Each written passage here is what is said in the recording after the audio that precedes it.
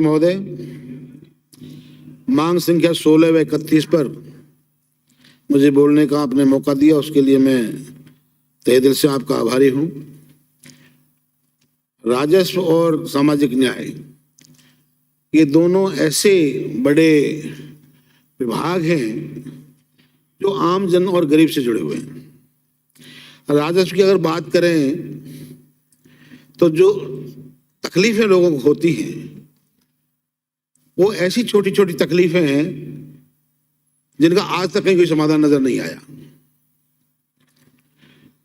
पटवारी या सेटलमेंट, जो खाते की जमीन है उसको इधर से उधर कहीं भी कर देते हैं और उसके लिए पब्लिक को, किसान को इतना परेशान होना पड़ता है जिसकी कोई सीमा नहीं है। मंत्री जी अब राजे हुए हैं, मैं निवेदन करना चाहूंगा कि ऐसे लोग जो खातों को इधर से उधर मन से भी कर देते हैं, किसी कहने से भी कर देते हैं, ऐसे लोगों के साथ में दंडात्मक कार्रवाई करनी चाहिए, क्योंकि आज दंड नहीं है इसीलिए कोई बात नहीं है। लोग बहुत छोटे छोटे मामलों में लेकर ये कार्रवाई करवा लेते हैं और गरीब परेशान होता रहता है। एक राजस्व में 91 की कार्रवाई है। ये कार्रवाई है तो दंड देने के लिए कि किसी भी सरकारी जमीन पर किसी व्यक्ति ने कार्रवाई की तो उसको 91 का नोटिस दिया, लेकिन प्रक्रिया ये चल रही है कि 91 का जो नोटिस है उसके तहत लोग माला माल हुए जा रहे हैं। सोचते हैं भाई 91 की कार्रवाई कितने सालों से है, बोले 10 साल से, बोले इसको रेगुलर कर दो, जबकि ये बहुत ही गलत है। आज पूरे राजस्थान में हजारों नहीं लाखों बीघे जमीन है जिस पे लोगों के कब्जे हैं। सरकार को मैं निवेदन करना चाहता हूं कि एक तयशुदा प्रोग्राम के तहत एक प्लान बनाकर ये जितने भी क्या नाम है अवैध जमीनों पर कब्जे हैं, सरकारी जमीनों पर, वो कब्जे छुड़वाने चाहिए। सरकार का बहुत बड़ा काम है और ऐसे लोग जो भूमिहीन हैं, वो चाहे किसी भी जाति के हो, उनको SC ST में पहले ले लिया जाए, बाकी उन लोगों को ये भू आवंटन करना चाहिए।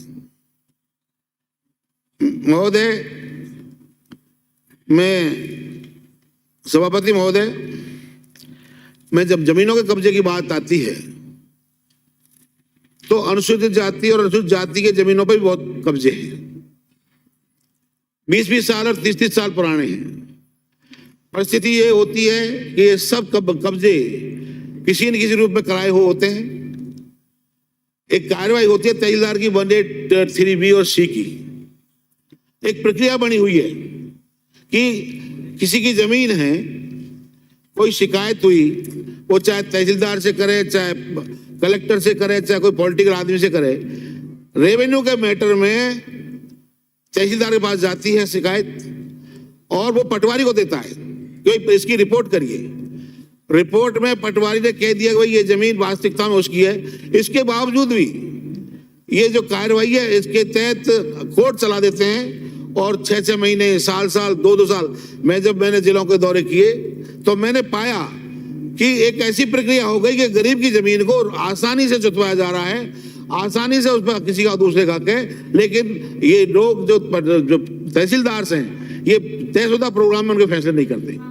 मैं सरकार से निवेदन करना चाहता हूं कि ये जो है मैटर्स, इनको एक समयबद्ध तरीके से लिया जाए और ये कब्जे हटवाए जाए, क्योंकि जहां अवैध है वहीं जुर्म है। जुर्म का संबंध अवैध से जुड़ा हुआ है, चाहे अवैध खनन हो, अवैध वसूली हो, अवैध जमीन पे कब्जे हो। ये सब काम ऐसे हैं जो केवल कुछ % लोग हैं जो ये करते हैं और उसमें से जुर्म बढ़ता है। आज लॉ एंड ऑर्डर की बात इससे संबंध रखती है। अगर ये चीजों को हम तय करके और ये तय कर लें कि भाई कोई भी व्यक्ति किसी की जमीन को कब्जा नहीं रखेगा, कोई व्यक्ति सरकारी जमीन पे कब्जा नहीं करेगा, अवैध खनन नहीं होगा, अवैध बजरी नहीं होगी, तो मैं सोचता हूं निश्चित रूप से क्या नाम है जुर्म पर वो किया जा सकता है कंट्रोल।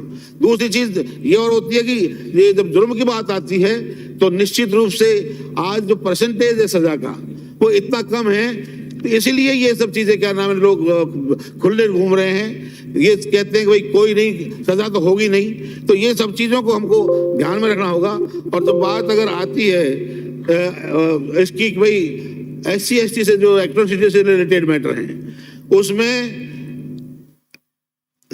केस होते हैं, केस सही होते हैं, लेकिन एक समय सीमा के साथ जब आईओ जांच करता है, उस दौरान सामाजिक समरसता के तहत गांव के पंच, पटेल, सरपंच या कोई भी व्यक्ति उसको जब विड्रॉ कराते हैं, तो विड्रॉ कराने के बाद में वो केस झूठ में चला जाता है। लेकिन ये बिल्कुल गलत है।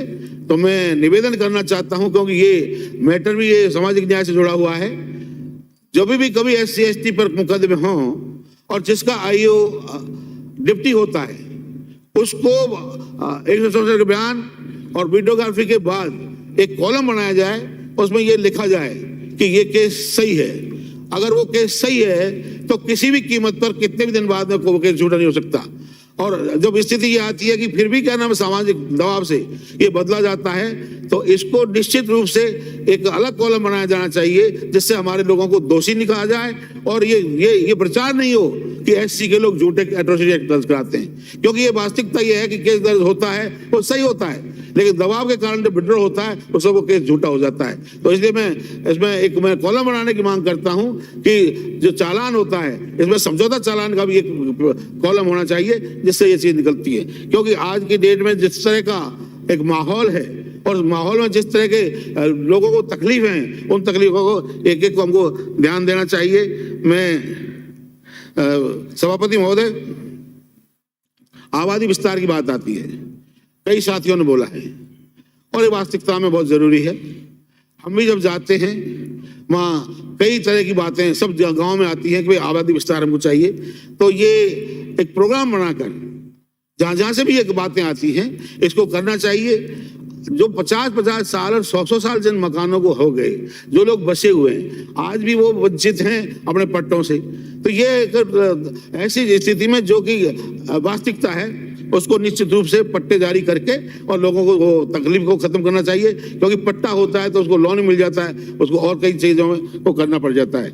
सभापति महोदय, अगर हम सामाजिक न्याय की बात करें तो आज जो छात्रों की छात्रवृत्ति कम है, वो सब जगह हमको शिकायत मिलती है, उसके बारे में भी सोचना चाहिए। मैं विकास कोष की अगर बात करें तो मुख्यमंत्री जी का हम बहुत आभारी हैं कि उन्होंने 500 से 1000 करोड़ कर दिया। लेकिन तकलीफ भी है एक, और पुराना इतिहास भी रहा हुआ है कि कोष तो शेड्यूल कास्ट और शेड्यूल ट्राइब का है, लेकिन उस पैसे को किस तरीके से निकाला जाता है उस पर गौर करने की बात है। एक बार कह दिया कि कोष आपका है, लेकिन अगर वास्तविकता में लास्ट में जाकर देखेंगे तो कोई 10-20% भी रहे तो बहुत बड़ी बात है। अदरवाइज कई स्कीमों के तहत इसको हटा दिया जाता है। अभी मेरे साथियों ने भी कई बात कही, जिस तरह से आंकड़ों की बात अगर हम करें तो अभी जो SC और ST का रिजर्वेशन की बात होती है तो वो बढ़कर SC 18% और ST 14% हो गया है। मैं सरकार से निवेदन करता हूं कि उसको ध्यान में रख के उसका लोगों को फायदा दिया जाना चाहिए। मैं एक निवेदन और करता हूं, सरकार ने बहुत अच्छे काम किए हैं, मालूम भी है, लेकिन एक बजट का मैटर है, अभी मुख्यमंत्री जवाब देंगे। अनुसूचित जाति जनजाति के जो दिव्यांग बच्चे हैं उनके लिए स्कूटी प्रदान की जानी चाहिए। और ये पूरा का पूरा इस तरह से नियम निकले कि जो भी भाई इतनी परसेंटेज का है और वो उसका दिव्यांग है तो उसको सरकारी तौर पर सामाजिक न्याय अधिकारिता के मंत्रालय के तहत संपूर्ण लोगों को स्कूटी देनी चाहिए। सभापति महोदय, मैं एक ऐसे मैटर को आपको संज्ञान में लाना चाहता हूं। TSP एरिया में शेड्यूल कास्ट का परसेंटेज आरक्षण 6% है। ऐसा क्यों है भाई? पूरे राजस्थान में जब 12 और 16 है तो वहां इस तरह का क्यों है? मैं निवेदन करना चाहूंगा, पहले भी हमने लिखित में, और अब जब हमारा एक कमीशन SC कमीशन आया था सेंट्रल वाला, तब मैंने और हमारे उन कमीशन के ने हमारे बैठे हुए समीर शर्मा जी, हमने स्पेशली कहा था कि इसको आप रिव्यू करें और कहीं भी परसेंटेज जब पूरे राजस्थान में है तो वो 12% और 16% ही होनी चाहिए। लेकिन वहाँ एससी का परसेंट 5 करा हुआ है, इसको आप और किसी को कितना ही फायदा दे हमें पता नहीं, लेकिन हमारे जो एससी का वो है उसको भी 16% रिजर्वेशन करना चाहिए।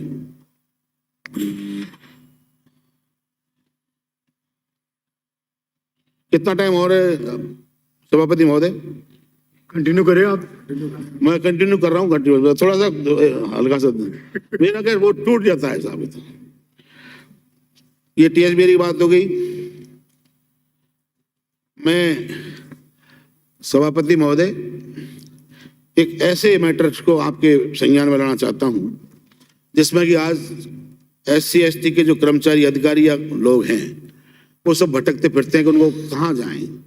मैंने आयोग का चेयरमैन होते हुए ये बात पहले उठाई थी और मैं आज पुनः इस विधानसभा में उठा रहा हूं कि एक नोडल ऑफिसर का एक परमानेंट ऑफिस, नोडल ऑफिसर के साथ साथ एक विभाग खोला जाए जिसमें कि सभी योजनाओं के लिए एससी एसटी कर्मचारी और अन्य जो भी वर्ग के लोग हैं उनका मतलब जो ठिकाना हो, वहाँ अपनी बात कह सकते हैं, वहाँ से उसका समाधान हो सकता है। ये बहुत अति आवश्यक है। मैं इसी के तहत एक दूसरी एक बात और है, ऑपरेशन समानता। ये एक बहुत बड़ा सब्जेक्ट है। जो डिफरेंसेज हैं उसमें ऑपरेशन समानता की बात जब अपन करते हैं तो एक स्पेशल टास्क फोर्स की आवश्यकता है। सभी विभागों के लिए, सभी मैटर्स के लिए बनी हुई है, चाहे वो इसके लिए हो, दूसरे उसके लिए। ये सभापति महोदय, ये दूसरा में एट्रोसिटी जो योजनाओं का पैसा है ये केंद्र सरकार से काफी लंबित है। हमने पहले भी उठाया था, आज पुनः हम हमारे साथी बैठे हुए हैं भाजपा के और ये भी इसको करेंगे कि आज सेंट्रल की तरफ से जो पैसा नहीं आया है इसलिए लोगों को काफी परेशानी का सामना करना पड़ रहा है। मैं दूसरा एक बहुत ही मार्मिक शब्द है एपीएल बीपीएल, जिसकी जनगणना होती है। हम एरिया में जब जाते हैं तो देखते हैं कि जिसके यहाँ ट्रैक्टर हैं, बड़ा अच्छा मकान है, बंगला है, वो व्यक्ति तो बीपीएल में है, वो बेचारे बीपीएल है, उनका कहीं नाम ही नहीं है, वो भटकते फिरते हैं। आखिर में कौन करता है?